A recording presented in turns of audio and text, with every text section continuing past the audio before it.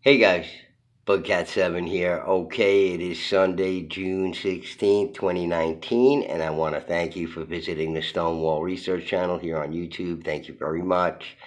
Really appreciate it. And if you could kindly click the like button, guys, that would be wonderful. All right, well, in this video, we're going to discuss the origins of native peoples here in the Americas because that is just really the primary part of the history of the peoples that inhabited the Americas by the time the so-called explorers got here. And it's becoming a contentious argument because of new research and different things that point to, unsolved sort of mysteries that deal with the history of the Americas, besides all the megalithic stuff and unexplained histories and the abilities of these people, etc., etc. And the overall picture of what was going on here in the Americas is all understood through the sort of mainstream, standard contention that the native peoples migrated here across the Bering Strait. And they're up to 30,000 years ago, 15,000 years ago, whatever it is. The whole theory, and I've gone over it on my channel here if you don't know, on the Bering Strait. And one of the reasons why I even talked about it was because I was reading C.W. Ceram's book, The First American, where he mentions it in his book, and we go over that in this video here. But I also read Charles C. Mann's book, 1491, okay, New Revelations of the Americas Before Columbus, okay, and both Ceram and Mann are both, noted writers, award-winning writers, award by the American Society of Physics and, the Bar Association, etc., etc. So they're quite noted as writers on these topics. And, after reading Ceram's book, and now I'm almost finished reading Mann's book, where, the both of them, first with Ceram sort of, suggesting to us that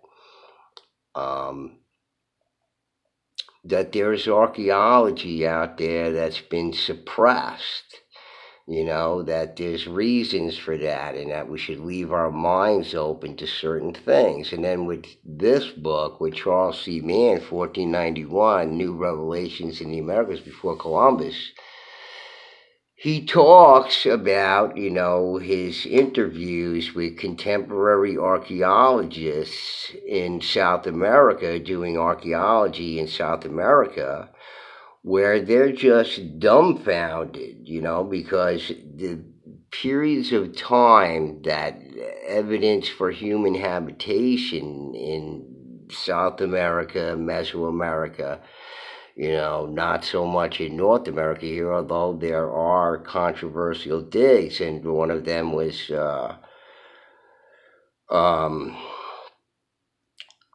Frank C. Hibbins' work there from the University of New Mexico. So, and Ceram goes over that in his book. Mann doesn't, but, there's evidence for this.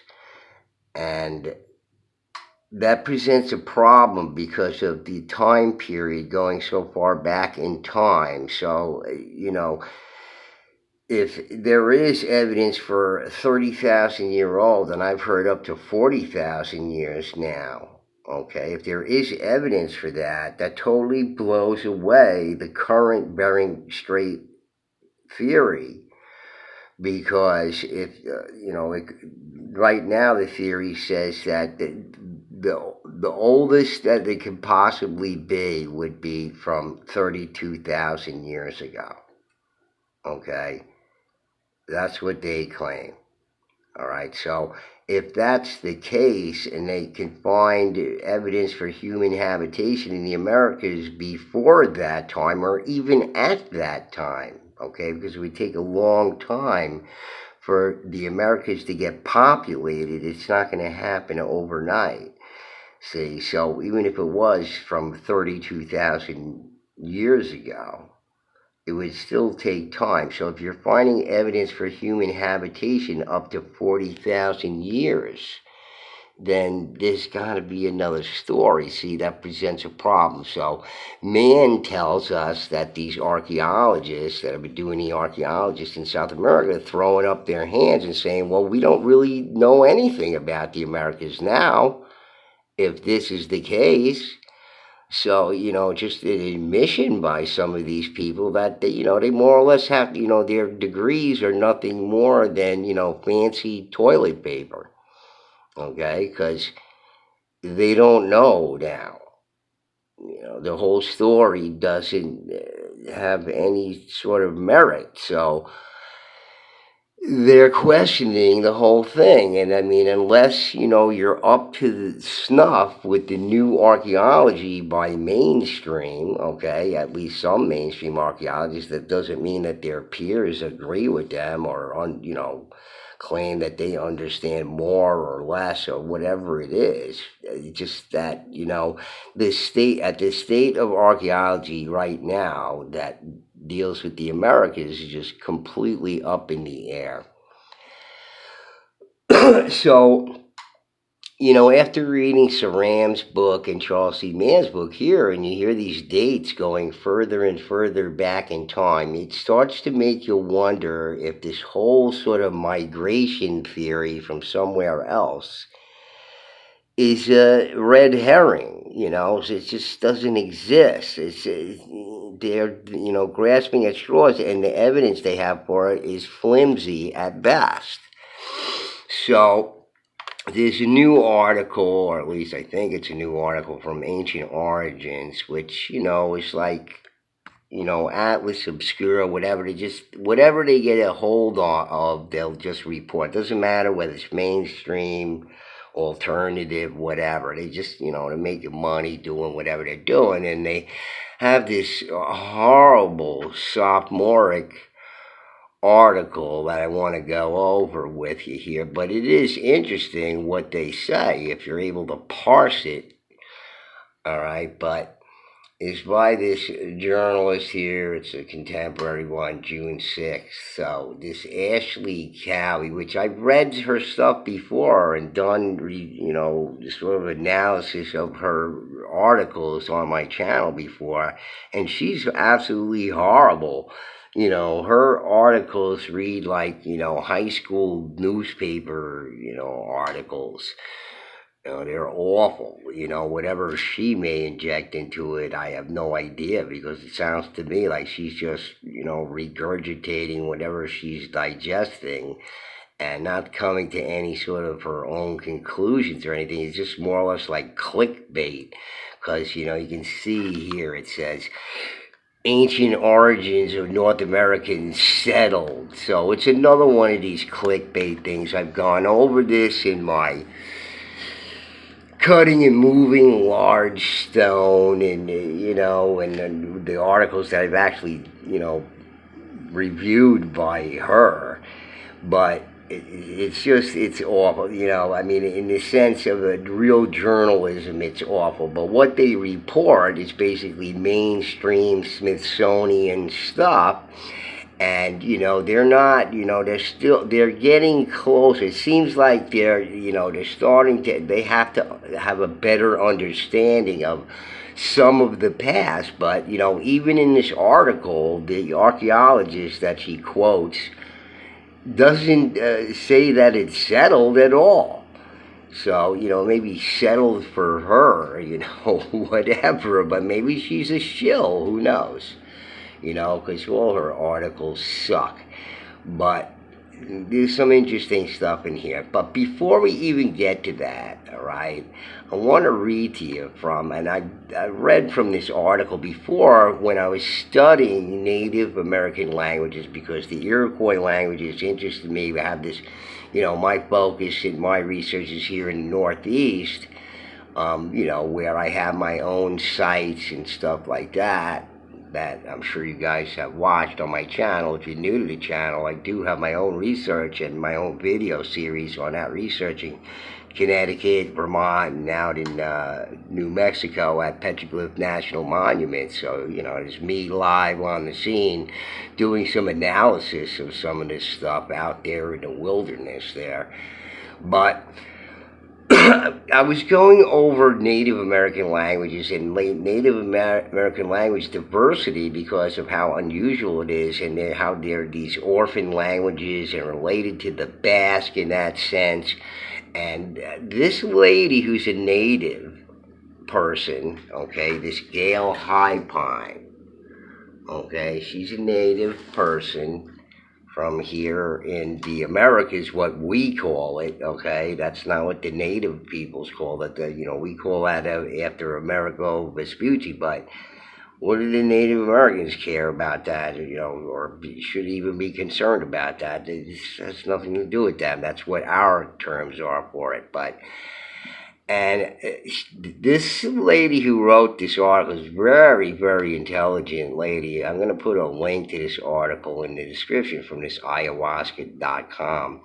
And, this online zine here deals with a lot of native stuff from the Americas. And, that's the focus of it. And it goes over a lot of different topics, but this article, I kept because, I was studying this stuff, and I just, I belong to this page celebrating the ceremonial landscapes of New England on Facebook, and these are people that, don't believe that all the stone walls and everything in the Northeast were built by the colonists and settlers. They believe that a lot of the ancient, native peoples, their ancestors built a lot of that stuff, which is what I say. But who they were exactly is maybe not what I agree on with the guy who's the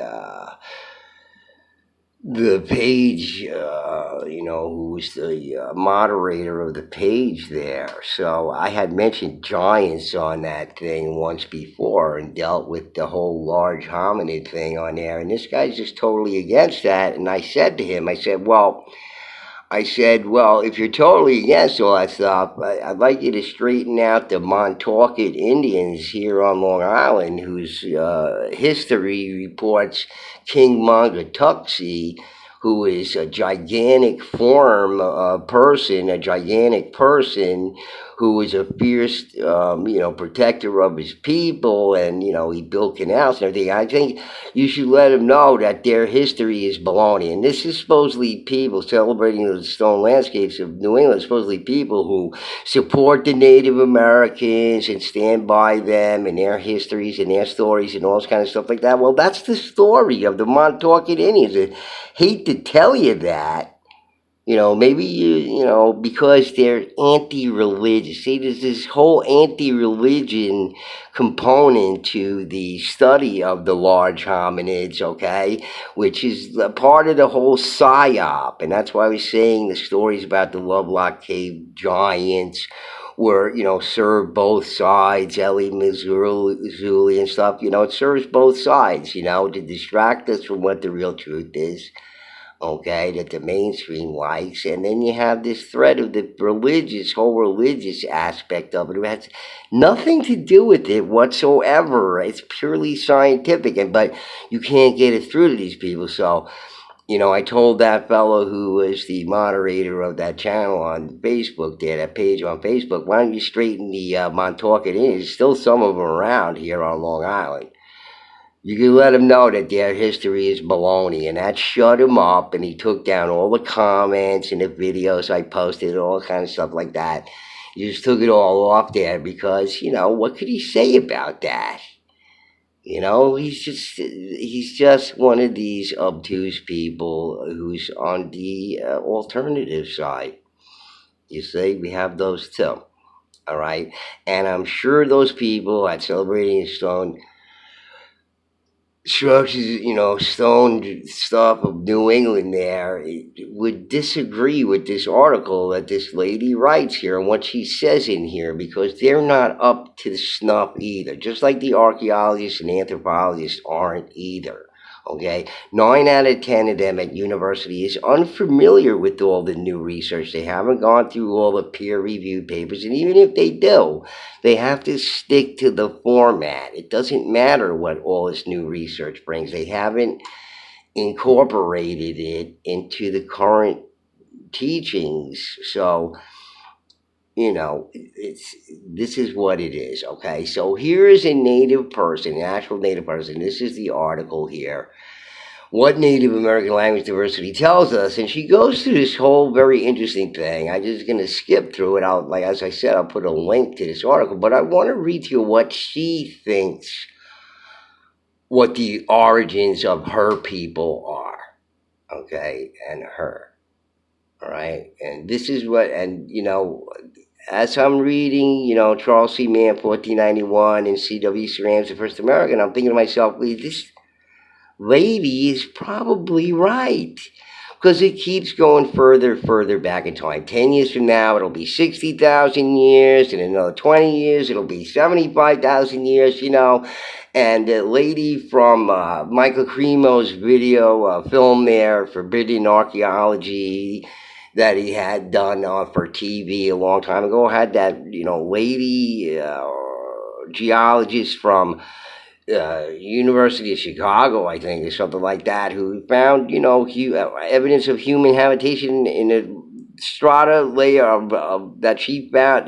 was found in, was something like 300,000 years old.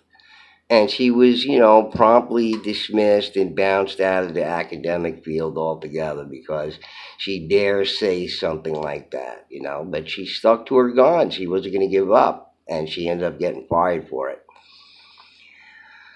But, it'll keep on going further and further back in time with more and more evidence. And, we're talking about there's no such thing. Whatever the Asian and Siberian DNA the Native Americans have came after, and they were here already. Okay.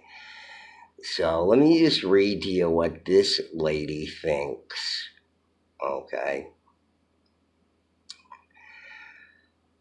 All right, let's see. I mean, the article is fascinating. She's very, very intelligent. Okay.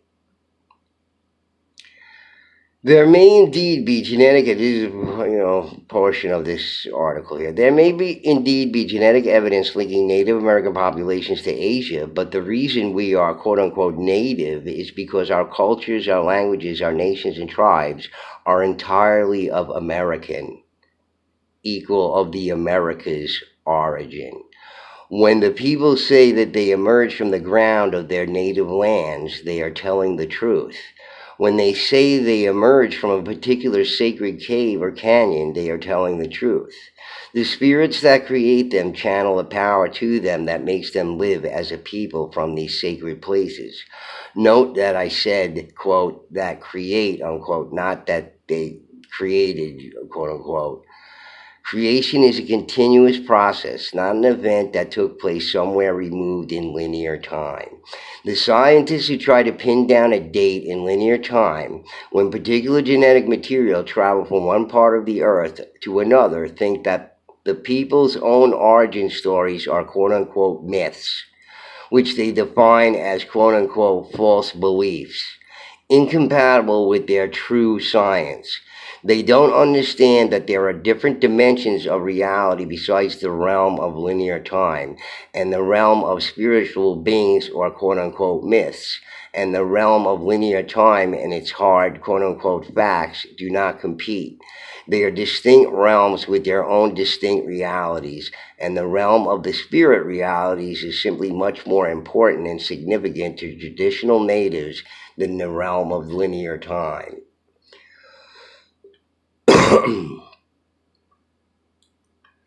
Native peoples would be little interested in arguing with scientists were it not for the fact that the Bering Strait theory and other migration theories are used to deny the indigenousness of native peoples. Quote, you are immigrants too, just earlier ones, unquote.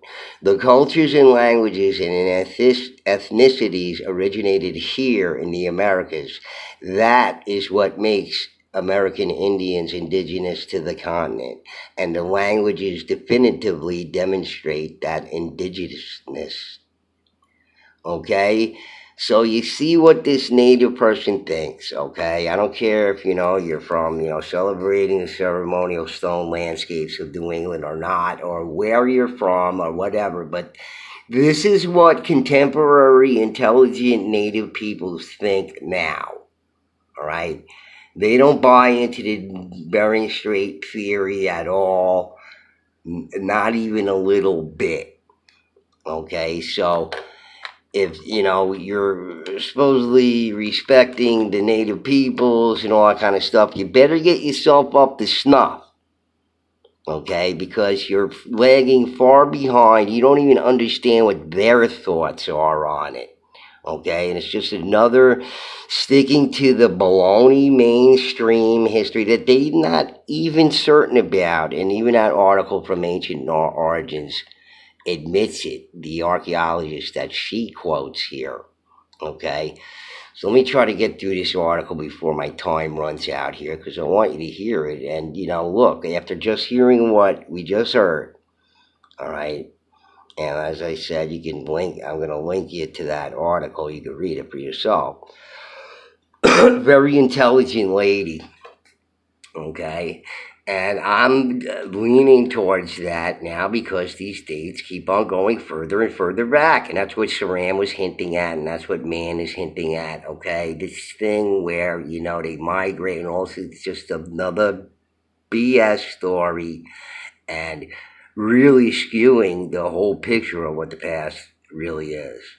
Okay, so let me read this sophomoric piece of crap article to you. But it is interesting. You see, we'll look at it. For at least the last century, archaeologists and anthropologists have generally agreed that the first humans arrived in North America having struggled across the icy wastes of Beringia, a vast land mass that bridged the seas between Siberia and Alaska. However, this has always been a quote-unquote good theory because nobody was quite sure of the exact origins of these first peoples. Did the first arrivers survive as an unbroken lineage for over 15,000 years, leading to today's Native Americans, or not, is the question. Beringia formed about 34,000 years ago, and the first humans hunted their way across it more than 15,000 years ago, with major migrations of Paleo-Eskimos about 5,000 years, who populated the American Arctic region and southern Greenland. And so, look, from what I research and know about and everything, they were the last ones to come over, supposedly, if they were not there already. And they were probably there already. This whole notion that they migrated across or whatever may be, in modern times, but they're not talking about this first wave and the second wave, which you've already gone through articles on that already on this channel, and I think Ancient Origins has too, by other mainstream researchers. Okay.